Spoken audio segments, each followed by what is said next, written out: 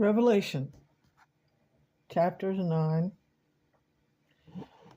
The fifth angel sounded the trumpet, and I saw a star that had fallen from the sky to the earth. The star was given the key to the shaft of the abyss. When he opened the abyss, smoke rose from it like smoke from a giant furnace. The sun and the sky were darkened by the smoke from the abyss. And out of the smoke, locusts came down on earth and were given power like that of the scorpions of the earth. Then they were told not to harm the grass of the earth or the plant or the tree, but only those who did not have the seal of God on their forehead. They were not allowed to kill them, but only to torture them for 5 months. And the agony they suffered was like that of the sting of a scorpion when it strikes. During those days, people will seek death, but will not find it, and they will long to die, but death will elude them. The locusts looked like horses prepared for battle.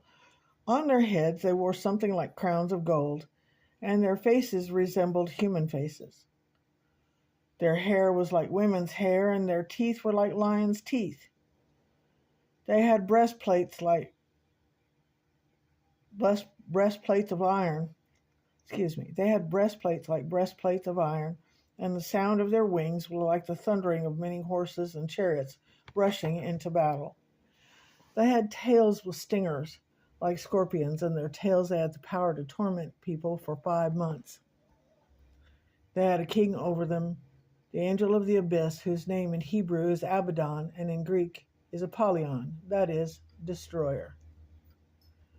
The first woe was past, and 2 other woes were yet to come.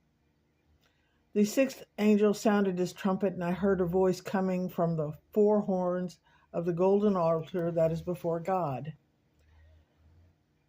It said to the 6th angel who had the trumpet, "Release the 4 angels who are bound at the great river Euphrates." And the 4 angels who had been kept ready for this very hour and day and month and year were released to kill 1/3 of mankind. The number of the mounted troops were twice 10,000 times 10,000.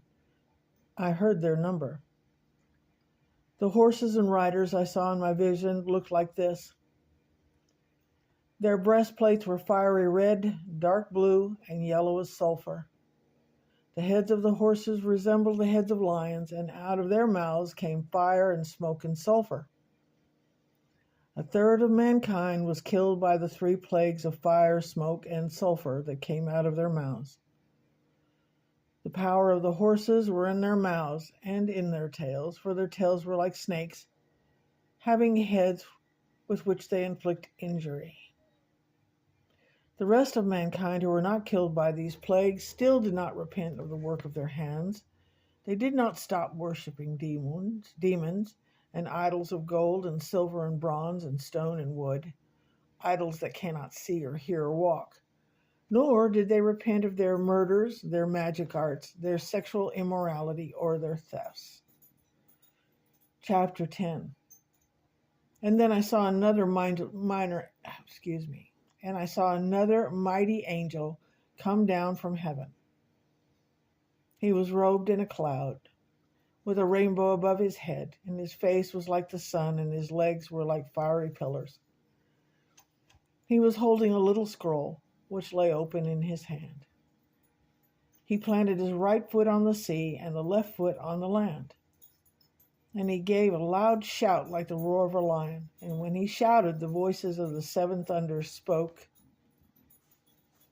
And when the 7 thunders spoke, I was about to write, but I heard a voice from heaven say, "Seal up what the 7 thunders have said, and do not write it down."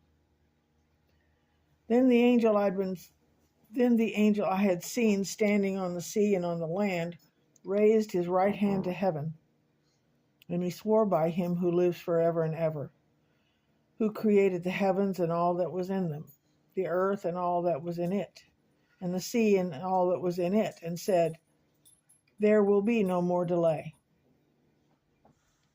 But in the days when the 7th angel was about to sound his trumpet, the mystery of God will be accomplished, just as he announced to his servants, the prophets. Then the voice I heard from heaven spoke to me once again, "Go, take the scrolls that lie open on the hand of the angel who is standing on the sea and on the land." So I went to the angel and asked him to give me the little scroll, and he said to me, "Take it and eat it. It will turn your stomach sour, but in your mouth it will taste as sweet as honey." I took the little scroll from the angel's hand and ate it, and it tasted as sweet as honey in my mouth. But when I had eaten it, my stomach had turned sour. Then I was told, "You must prophesy again about many peoples, nations, languages, and kings."